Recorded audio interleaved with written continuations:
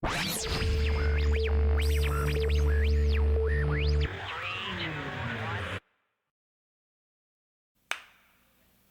I can clap. Just called yourself again.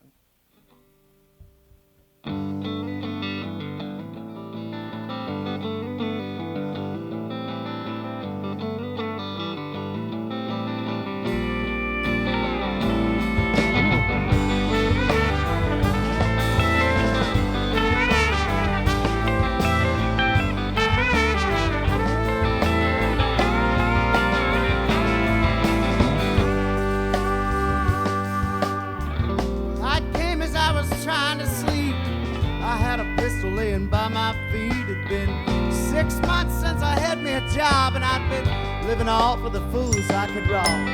She said some people let it go to their heads. You better count yourself a lucky man. You got out of the race just in time to avoid the crash. Take a look at the sky, boy. You could ride the wave. If you open your mind, you're sure to find yourself again. Remember, whatever happens, but this is never the end. If you open your mind, you're sure to find yourself. Your mind is sure to find yourself again.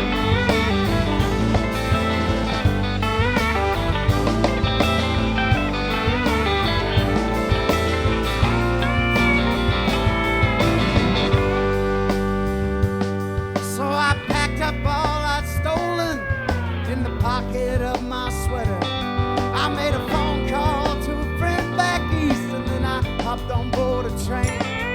I drank from the cup they gave me, and I took a drink from my own, and I wrote down all the words they had to say. Take a look at the sky, boy. You could ride the wave.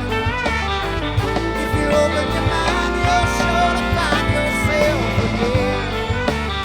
Remember, whatever happens, but this is never the end. If you open your mind, you're sure to find yourself.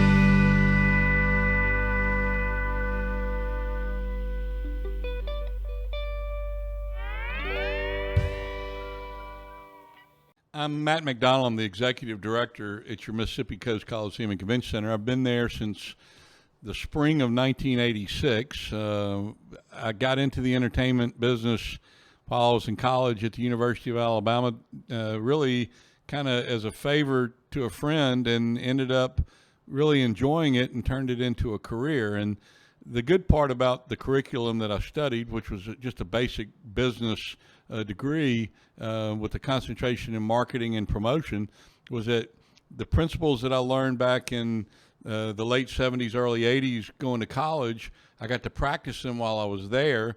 And I was doing it at a school that didn't need any introduction. People knew about the University of Alabama. So doing shows in the basketball arena, back then it was Memorial Coliseum. Now I think that there was a gentleman by the name of Coleman that gave him a lot of money, so his name's on the building.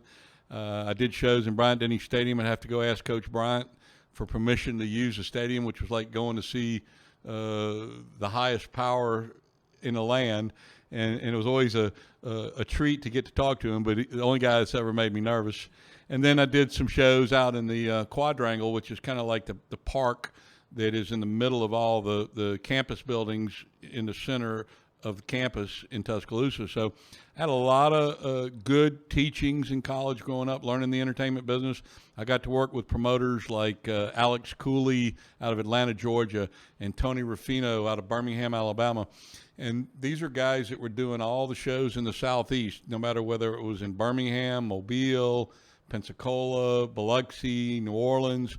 They, along with guys like Don Fox and Wallace Barr and guys from Sound 70, they were all my mentors growing up, and I learned the concert business the old-fashioned way. There wasn't any computerized ticketing. All your tickets were hard tickets that you'd get shipped in from a company out of Arkansas called Weldon Williams and Lick. And you'd have a manifest of tickets that you'd have to break out in inventory, make sure all the tickets were there. Then you would hand deliver them to the record shops, which don't exist anymore. And there would be other outlets, there'd be drugstores, and you name it, we would sell tickets in these different outlets in a 360-degree radius of Tuscaloosa, Alabama. What was crazy, though, was when you'd have multiple shows on sale and you'd have to manage ticket inventory. I was on the road a lot while I was a college student, but that was how the business was done then. And now, you know, technology has changed business tremendously, and staying up with it is really the trick now, is being on top of things. But my career back in Tuscaloosa taught me that I really enjoyed this business. I can't play a musical instrument to save my life. The only thing I can play is a radio, all right? And those are going out of style now. But learning the business the old-fashioned way, I think, helped me be able to stay in the business as long as I have. I mean, I'm pushing now 42 years in the entertainment industry, and I've seen so many things along the way. I got to the Coliseum, like I say, in 1986. I was there under a 90-day temporary contract because the gentleman that I was pinch hitting for was out on medical leave and was never able to return. So I just kind of stayed there. And along the way, I had other job offers, but I just liked living in South Mississippi. I'm not from here. I'm originally from Alabama, but not too far down the road in Mobile. So I knew about Biloxi and I knew about the coast. And once I got here, I fell in love with it. And it was like, there's not really a better place in America that I could find to live and have a quality of life like I do and my family has had. So I've just stayed through it. And along the way, you know, we've had various and sundry hurricanes. Katrina was bad, real bad for us. Did a lot of damage to the Coliseum. The BP oil spill and other downturns in the economy has certainly created challenges. The advent of Smoothie King Arena in New Orleans put a dent in our business significantly. But we've rebounded, and we've rebounded in a big way, and it's been fun watching the evolution happen and it come 360 to where we're doing the volume of business and the shows that Biloxi and the Mississippi Gulf Coast were accustomed to back in the late 70s and the early and mid 80s. Now that's returning, and it's been fun.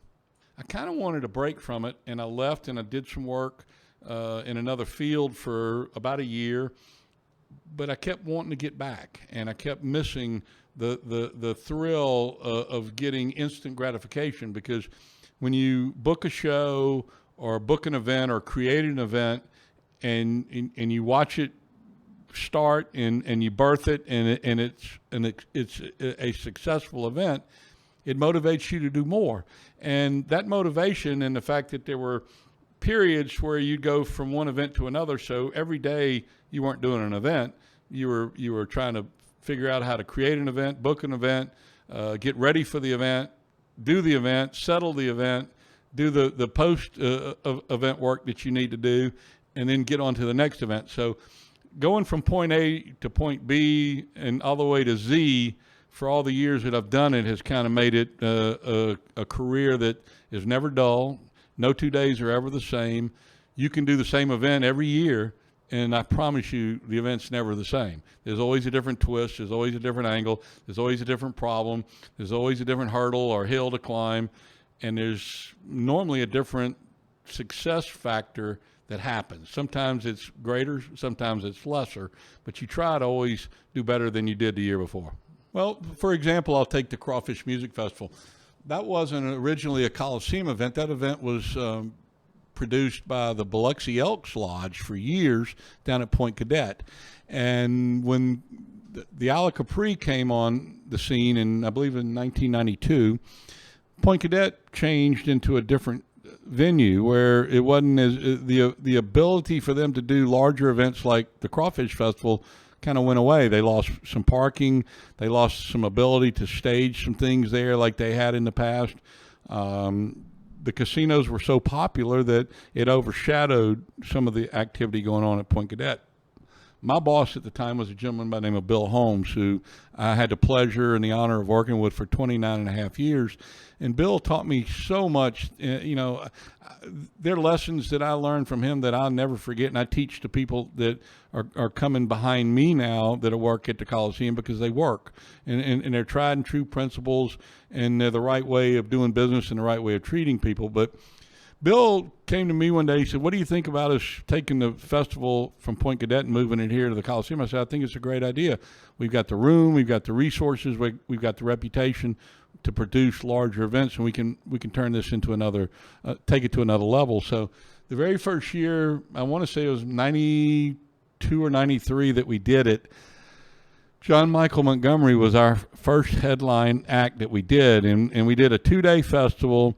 And it was the country Cajun crawfish. We do country music as the stars and Cajun music as the warm-up acts. And we had no problem getting Cajun bands out of Louisiana. There's a plethora of them over there. But over the years, it kind of morphed. After Katrina, when everything was devastated, we took it to a 2-event weekend because there wasn't anything to do. I can remember the first call that I made was to Charlie Daniels, and we had gotten to know Charlie over the years as many times as he had played at the Coliseum, and he loved playing Biloxi, and we loved hosting him. He was just a true American, and I was proud to call him a friend and say that I'd had interactions with him for as many times as I did. So I get Charlie's wife on the phone, Miss Beebe, and I said, "Miss Beebe, we hurting down here and we need some help. Would Charlie consider playing the festival?" Well, he got on the phone and said, "Matt, we'd love to come help you. And I'll tell you what, I know you guys are hurting down there. You don't have to pay me what I normally get." And he said, "We'll work for a lot less money because we want to help you." I said, "That's great. Come on." Long story short, we had no equipment. It was all damaged from Katrina. The power company came out and got us some temporary power. We went and got us some of that orange construction snow fencing to kind of establish a semi-perimeter. Our stage, we scrubbed down, hosed off, oiled to keep it from rusting. So we had a stage, and we did the show. Over 10,000 people turned out that night. I was in tears watching it unfold. And when Charlie came off the stage, he says, "Man," he said, "this was fabulous." He says, "I can't believe the turnout and how great it felt to help all these people." He says, "Do I owe you any money back?" He said, "I don't mind working for even less if I can help y'all." I said, "No, sir." I said, "You don't owe us a dime, man. If anything, we owe you more money because we did very well." He said, "I wouldn't take a penny more than what y'all are paying me." He says, "Because I want to make sure you guys will be okay." he returned 3 or 4 times after that, and we laughed about those moments. And so we went to 2 weekends at that point. We stayed there for about 10 years. But what we realized was that the level of talent that we were booking wasn't quite there to justify being a 2-weekend event. And so we switched back and went back to what we currently do now, which is a 5-day with 3 days of live entertainment. And what we always try to do is we always now try to book the artists that are up and coming and catch them on the ride up, because as long as they're climbing, we have the ability to put them in the arena when they get bigger and get another play out of them. Prime example are some of the guys that have headlined the festival over the years. Kenny Chesney played there. I think we paid Kenny $30,000 to play at the Crawfish Festival, and $30,000 is a lot of money, and it was a lot of money back when we booked him in the early '90s or late '80s, early '90s, or excuse me, it would have been mid '90s. Jason Aldean was an act that we played a couple of times. Luke Bryan's played at the Crawfish Festival. Eric Church has played at the Crawfish Festival. I mean, the list just goes on and on. Morgan Wallen played at the Crawfish Festival, and then a couple of years later, he headlined for Kenny Chesney, and then 2 years after that, he has the highest gross in the history of the Coliseum at $1,700,000. So you just never know when you book a guy or book an act where that act's going to go. And so this year, we took a chance on 3 up-and-coming artists, Whiskey Myers, Jelly Roll, and Coetzel. Well, all of them did extremely well at this year's festival, set records in terms of gross receipts and beer sales and several other records that we're very proud of over the 30 years of doing the Crawfish Music Festival. And those acts will ultimately come back in 2023 and 2024 and be headliners in our arena. Several artists we have seen do that and do it very quickly. And so those are the acts that we look for when we book our festivals. And we certainly love to have acts come back and do even bigger and better business after we've had them, I won't say debut, but they kind of cut their teeth on that festival. And that's why we continue to be able to get good acts there.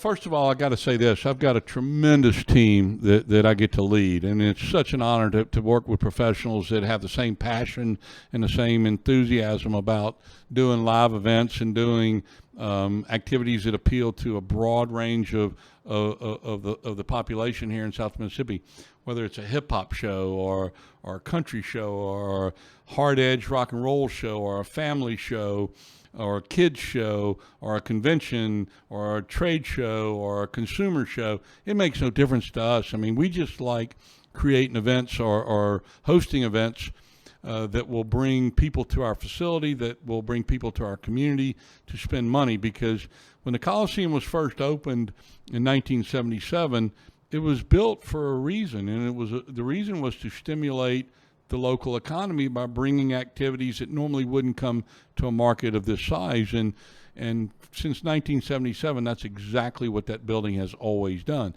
A lot of people don't realize that building's not tax supported at all. We operate that building on what we generate in terms of events. And I kind of use the phrase often that if we don't kill it, we can't eat it. So we got to get out there and kill every day in order to keep business coming, because we're not a burden on the city of Biloxi. The city of Biloxi gives us no dollars to operate. We fall under the purview of Harrison County, and the Harrison County Board of Supervisors are very, very supportive and very trusting of the job that we're doing, and that's much appreciated, because when you have elected officials that will trust you and allow you to do what you're trained to do, it's such a pleasant experience to be able to operate that way. And I'm very fortunate that that's the relationship that we have with the county, and hope to continue to have for many, many years. But going out and having to do these events, there's really nothing we won't consider. We do about 250 events a year, and my team handles certain aspects of events where I know about them. I know the clients. They've been with us for many years. I know what the event's all about. So I trust them to handle those events just as I would, where I'm working more on the touring side of talent, at the family shows, the festivals, creating new events, creating new sponsors, handling the local politics that we have to handle to make sure the building is in good graces, and that we're not doing things that we shouldn't be doing. Ozzy, I remember doing an Ozzy date one time where and we loved doing Ozzy, man. He liked coming to Biloxi. He'd always stay at the old Royal D'Iberville Hotel, which is now Treasure Bay, and it used to be the old Hilton Hotel. And Ozzy would always stay there, and we always have an attorney on for shows, and it's really for liability reasons, because when you have 10,000 people and many of them are consuming alcohol, sometimes things happen and you got to be prepared for it, and you certainly want to mitigate your risk to the level that you can. So we hire a staff attorney, and our particular staff attorney kind of doesn't have that look that an Ozzy Osbourne fan would have.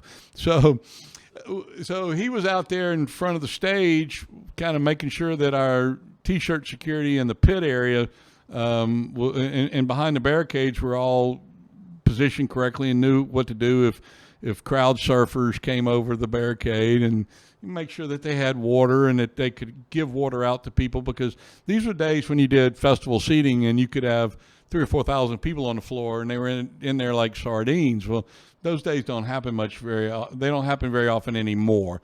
And they've done abbreviated types of scalings where you have small pits and then reserved seats behind it. So long story short, Ozzy catches this clean-cut, lawyerly looking fellow catches Ozzy's attention, and Ozzy had incorporated some water cannons into that particular tour. So every time this attorney would come in front of the stage, Ozzy would hammer down on him with these water cannons. And when the show was over, the attorney came in my office. He looked like a drowned rat, and I laughed so hard. But we did Def Leppard one year in the round, and there was a storm in the Gulf that veered at the last minute into the Mississippi-Louisiana line, just around the Waveland area and Slidell. And it was a Cat 1, so it didn't do a lot of damage. And we'd sold 15,000 tickets to see Def Leppard in the round, which rock and roll in the round was kind of rare. It didn't happen very often. And to see their one-armed drummer come up there and being able to keep pace, and it's in the round, and the whole arena is like dialed into this show, and all of a sudden we got to put it on hold for a day to figure out what this storm's going to do. Long story short, storm veers away from us. Very little damage, very little wind to speak of to where there was debris on the streets. Not a lot of tidal surge. We were ready to play the next day. Out of 15,000, we had 32 no-shows out of 15,000. They all came back the next day to make sure they caught Def Leppard. Yeah, so, I mean, there's been so many stories that I could tell over the years, but I've had just as many funny stories with country acts or hip-hop acts. I mean, some of them are probably a little more R and PG rated than others, but they're real. They've existed. A tremendous lineup of events. I mean, people have asked me. They said, "What do you attribute this to?" I said, a lot of it had to do with COVID. COVID changed so many things. We were fortunate. Tate Reeves allowed us to stay open to the extent that we could, with the events that we're willing to play, and the numbers of people that truly were going to come out, because it was all abbreviated to a large degree. But that kind of propelled us to doing even more events, plus some improvements that we had to make. We put a brand new rigging grid into the arena that was never there before. So rigging the Coliseum was very difficult. Artists would pass on playing Biloxi because they couldn't take 2 days off to have a day before the show to pre-rig it. So now that problem has gone away. We built $1 million lounge in the arena called the Locker Room. That's another fine amenity that's there. The sales in Biloxi are every bit as good as any other market. Some markets that are even bigger, Bossier City, Birmingham, even Lafayette, who has a 12,000-seat arena. We're doing numbers even bigger than they've seen. And in the previous years, the first 44 years of the building, we had 4 artists that grossed over $1 million, 4 in 44 years. Luciano Pavarotti was the first. In 2000, he grossed $1,400,000. That was a big number in 2000, huge number. Still a big number, but even bigger then. But that was an international show where people came from all over the world to see this opera singer. In 2001, we did 2 nights of the Eagles that did $1,100,000 each night. Back to back, they did $2.2 million. And it was supposedly their farewell tour, but we know how farewell tours work. And then we did an Elton John back 5 or 6 years ago that did over $1 million, and a Share Date back in 2018 that did over $1 million. That was it. Since June of 2021, we have had 5 artists that have grossed over $1 million. Kiss, Chris Stapleton, Reba, Morgan Wallen, and Alan Jackson. So to more than double what you had done in 44 years in 12 months speaks volumes for the health of the Mississippi Coast market for live entertainment. But coming up, a really good lineup of shows. We're going to be doing Cody Jinks with Clint Black. Now, that's a very unusual combination. That show's going to play August 11th in the arena. We've got a great hip-hop show that we've not announced yet that's going to be playing August 20th. And the hip-hop genre is grossing big bucks, too. I mean, Little Baby back in June of last year did more than Pavarotti did. At that time, he was our #1 grossing act until Morgan Wallen came along, and Morgan surpassed him. So we've got a major hip-hop show coming August 20th. The country group Alabama with Exile is playing August 27th. September 10th, Leonard Skinner and 38 Special is coming into the arena. I've got an old-school R&B show, really old school. It, too, is yet to be announced, but it's going to play on September the 3rd with some really, really good R&B acts. So if you're into old school R&B, this show on Labor Day weekend is going to be right up your alley. Yeah, and then on September 28th, we've got Shinedown with an artist that just performed at the Crawfish Music Festival. And it goes to show you, he played here in April, and now we're bringing him back in at the end of September, so not even 5 months apart. And he's helping sell tickets tremendously to that show. And we could have 8,000 plus in for the CPR Fall Ball with Shinedown and Jelly Roll. October, we've got several shows that are already on sale. Luke Bryan will be there October 13th. October 27th, a very unusual situation. We'd booked the Judge for a really very short 12-city tour that they were going out to experiment. Well, a very tragic ending happened for the mom, Naomi Judd, and I figured for sure the show would not play. I've never seen this in my 42-year career where one of the members of the headline act had passed away and the show played. Well, now I've seen it twice. Dusty Hill played a show up in Brandon this year, last year was ZZ Top after, or Dusty had just passed away, but the band had played. And I was very surprised to see that, but glad to see it. And now the Judge show will play on October 27th, and they've got an all-star lineup of female country acts that are going to sit in with Winona and do a tribute to the whole mother-daughter scenario or the music that they created. So that show's going to do 9,000 to 10,000 people. We're working on other dates currently, some rock dates in latter November, December. Some more country acts, several big country acts in the first quarter that we've already got booked. Hockey's coming back. Hockey coming back is a big, big thing. 28 nights between October and April that we'll have entertainment of some type in that building. If you want more information on some of the events that I just mentioned, go to our website, mscoastcoliseum.com. It's very easy to navigate. You can click on the links. You can buy tickets. You can buy tickets to the locker room for most of those events. You can get a direct link to Ticketmaster to where you can get your tickets with a credit card.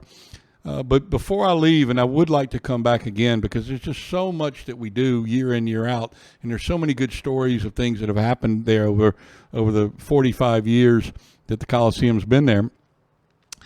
I'd like to encourage all your viewers to please support local entertainment.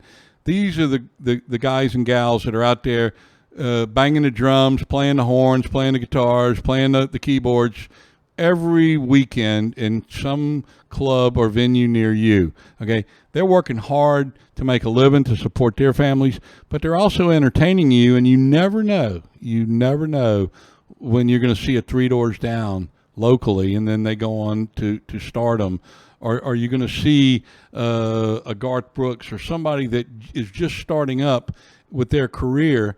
And they appreciate folks that come out to see them and support them. Believe me when I tell you, I've known a lot of musicians. I've lived with one or two in my college days when I had to have roommates. And their world is a little bit different than most other people's worlds. And they go from highs to lows just like everybody else does, but in a little different way. So please support those local musicians, man. They're out there working hard for you.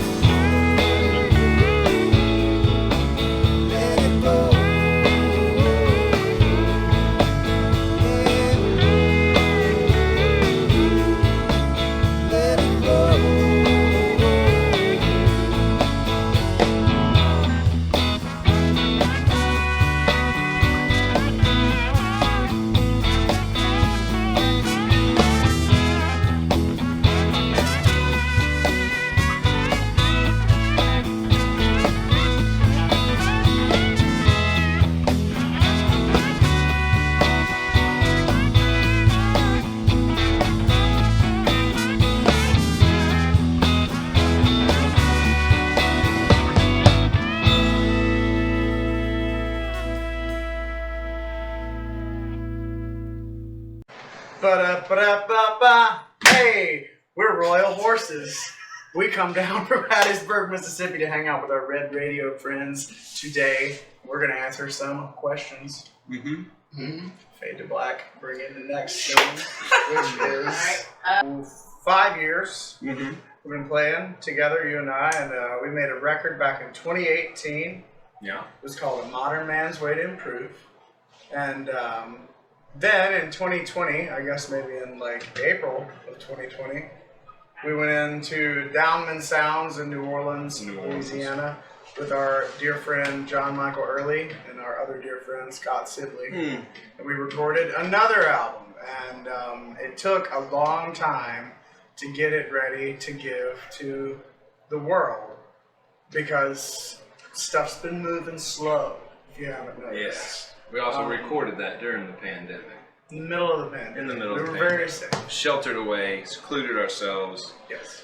Do you feel like because writing an album during the pandemic and then going to record the album in the pandemic, and there were so many emotions, that happened through that period, because everybody was scared and then people were frustrated, and then how did that work into that? Emotions were definitely high, across the country during that time. Us as well, so, we had just lost a bunch of gigs, as did every musician.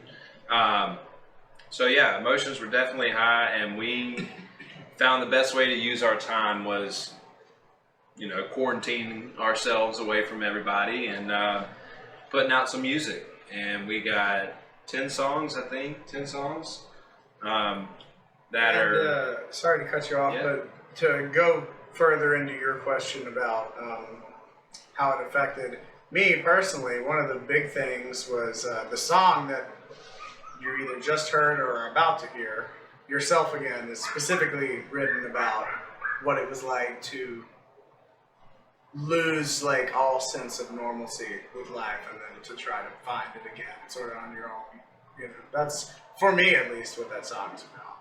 Yeah. I think the record shows a lot of that. Another song on there, Lungs, definitely kind of captures Which is a Townes Van Zandt cover. Right, which is, in the state of the world, it really has a cool little meaning with it and vibe with it. So after we had finished up what we could do with making that second album, we just went back to playing as many shows as possible. And over the past, it's been 2 years now. We've the band's gone through a lot of changes. We all had the fortune of meeting Jackson Weldon, and you guys have seen him here on this show with us before. But you've been with us a little over a year now. So he's good and stuck, and it's been a lot of fun getting to play with him. And then recently, we had our dear friend Scott Chisholm over here on the bass guitar jump on board, and Scott played with Daniel and I in a band a few years ago before Royal Horses. And when the time came that we were in need of a bass player, there was no question in my mind who I wanted to play with us, just because of the energy that I knew he would bring. And so after we had secured that side of things, the music really started to shift, I think, in a different direction. And we recorded a bunch of stuff right around that time period, which we'll save that for another story time. But there's some stories there too.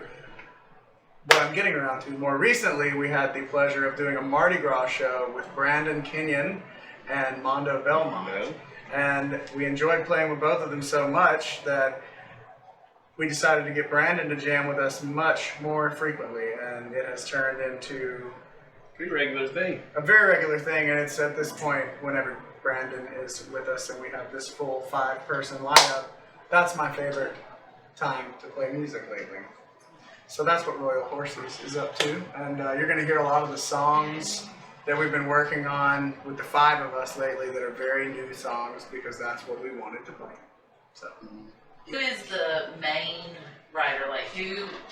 Are you the one that just sits and writes the songs, or do you Daniel are writes you the them. writer? Shelby is the writer. Shelby has worked on writing songs for a very long time now, and he's really good at developing an entire idea instead of just bits and pieces of things. So, you know, these tunes, little tunes, just come out right out of his head, and then he brings them to us, and we. And that's where the fun begins. Because Yeah. everybody putting their hands on it's a lot of fun. I've really enjoyed writing guitar parts with Jackson over the past year. It's been great. And both of these guys bring in a whole another layer of theory that, you know, it's just nice to have different ideas, and especially with the horn now, he's got so many great ideas. He actually knows theory. He What's been working for us lately is I like to spend a lot of time playing around with Logic and MIDI controllers and stuff. So I might come up with a song idea and then put some instruments together just digitally and then send that out to the group so everybody can listen. And then when we get into the rehearsal, it's like, okay, well that was just the, you know, like broken down version of what I'm thinking of. Let's see what we can come up with. Like one of the songs we recorded with you today, I Like My House, did not sound anything like that when I first presented it to these fellers. And now it is much more interesting, I think. I like playing it. Talk about how like the world went virtual, and then now you're kind of like coming out of that, so you're trying to keep people engaged, you know, and stay relevant, because people are just like, they're pushing stuff out left and right. So how are y'all combating that? Social media is tough to navigate sometimes. None of us really love to perform on social media, kind of thing. We're all live bodies. We like to be in front of people and feed off of that when we play. And energy's totally different.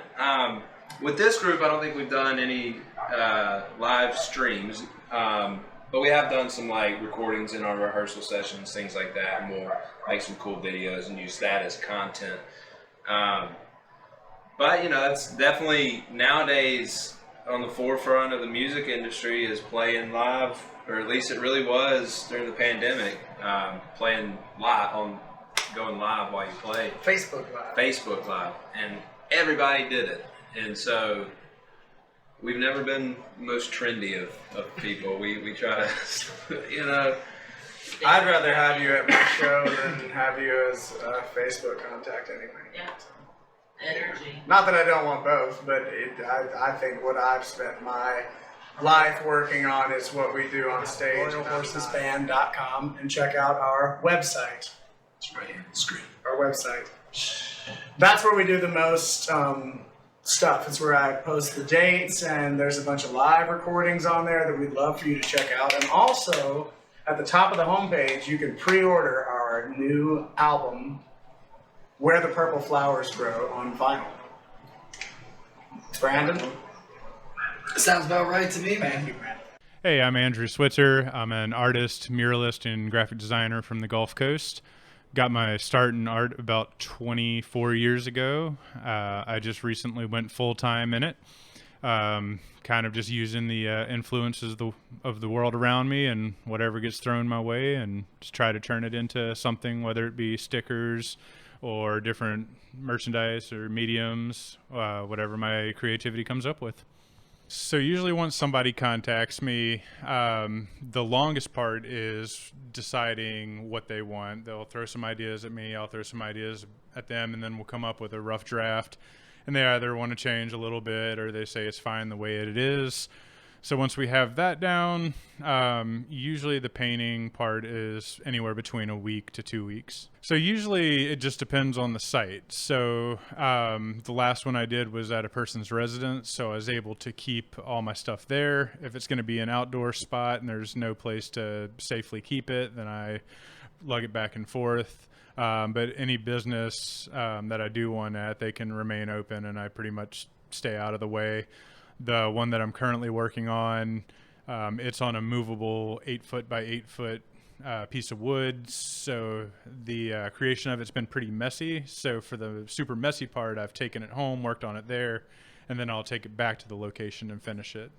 Yeah, so a lot of times I try to figure out roughly how long it's going to take me, and I get the client will purchase any materials that I need to accomplish the mural.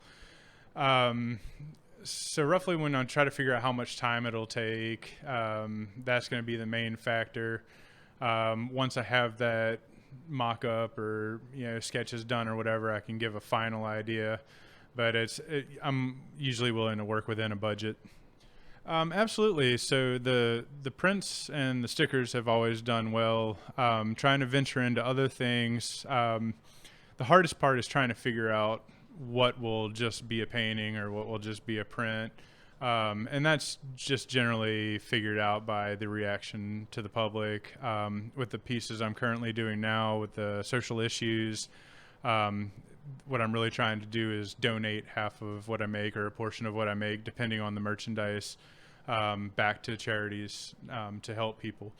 So with the stickers, they don't cost a lot to produce, so therefore they don't cost a lot to sell. So a portion of that, a set portion of each one will go to a charity. The painting itself is more expensive, so I can make a bigger cut. And that's kind of what I hope to do with any kind of social project that I do. I do want to come up with one day just a specific line of things where there's set images, whether it be on shirts, stickers, and see how that goes. But it depends on each individual piece. So with this one, it kind of took on a life of its own. Decisions were made, and it was just the first thing that came to my head to paint Ruth Ginsburg and what she had done for our country. And I knew it was kind of going to have a polarizing effect, but I didn't know it was going to kind of go off as much as it did, and it's kind of gotten me in a little hot water. But oh well. I like making stuff that I stand, things that I stand for and beliefs that I have, and some people will like it, some people will hate it, and some people will just get downright nasty. So you got threats over the painting? Yeah, those weren't. The overwhelming response was super positive. But the negative ones, for whatever reason, always seem to stick out in our heads.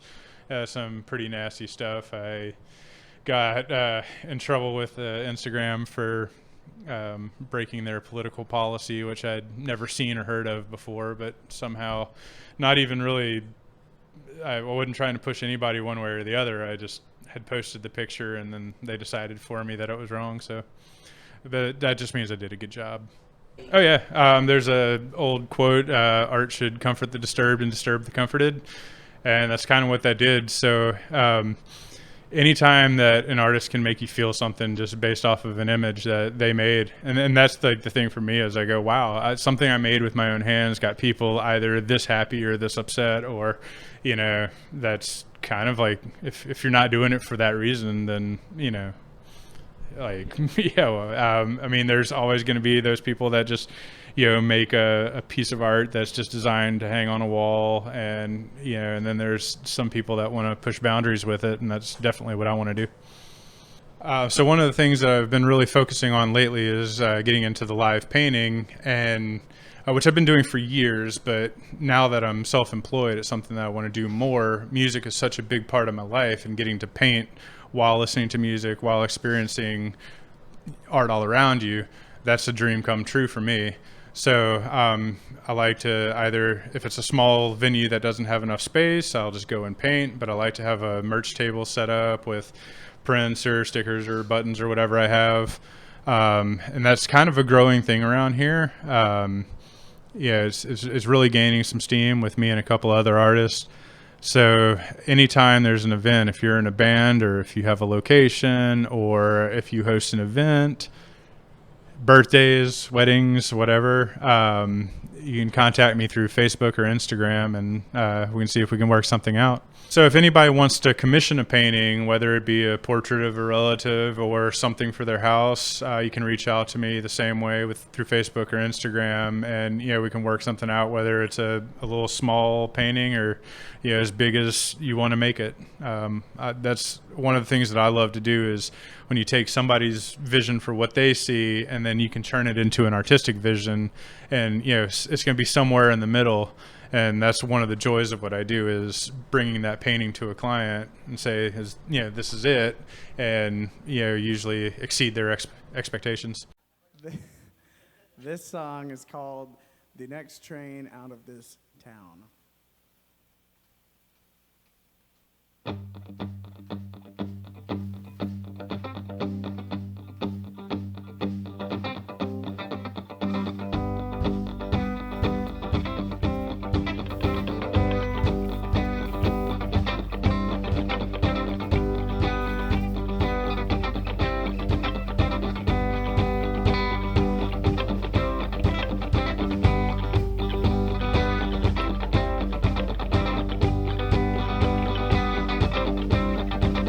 don't snatch me from this world just yet. I'm not finished with my latest regrets. I know it's been a long time coming, but I need a little more. 'Cause I've been wandering around with my blinders on. I've had weights on my feet, but now that they're gone, I get the feeling that I'm finally gonna fly. And when I look back on my life, it's like a road map to a town I never wanna see again. I hope I never see this town again. I'm living for today. I'm opening the door. I'm looking at myself and I'm wishing there was more. I'm picking up the pace. I'm standing my own ground. I'm jumping on the next train out of this town.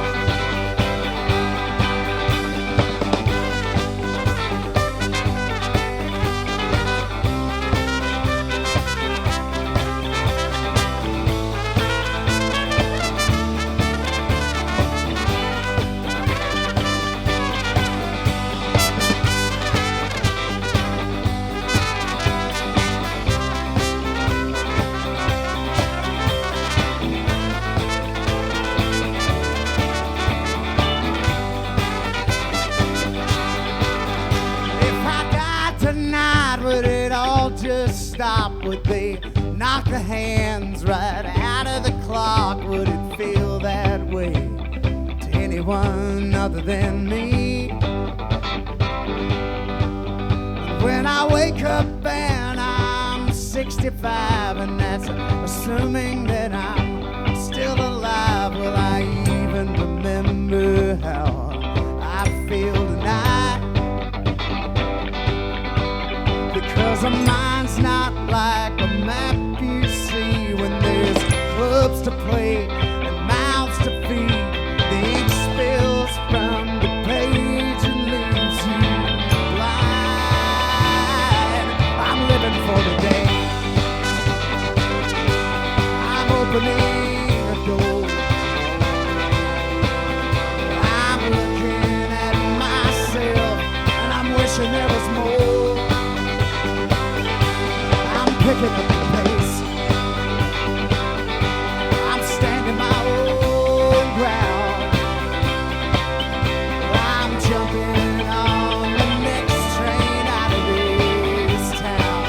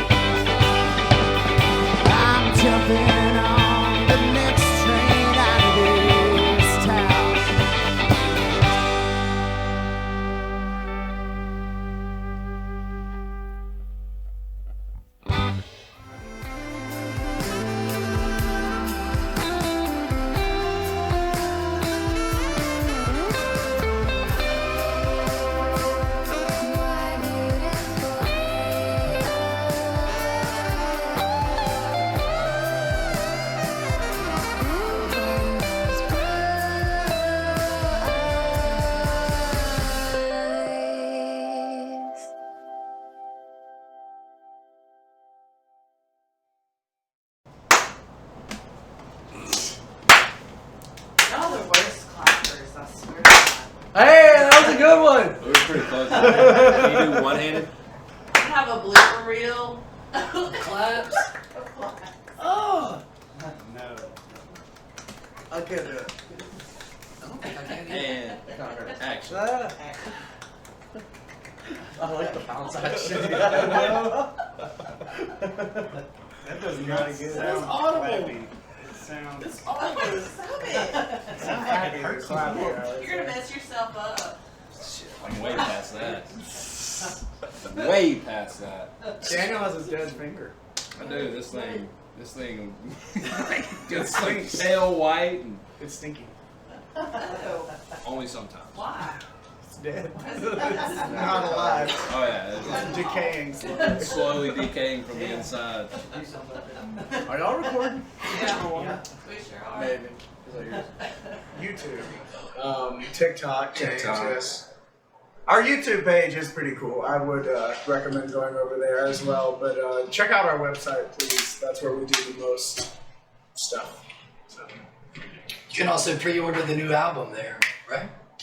yeah, you can. What? See, promo, man. Yeah. You sold it. Okay. Sign that shit. What you mean, like? I'm going to www. Did I say something Yeah, wrong? you did. No, I know. I just realized that I kind of fluffed that.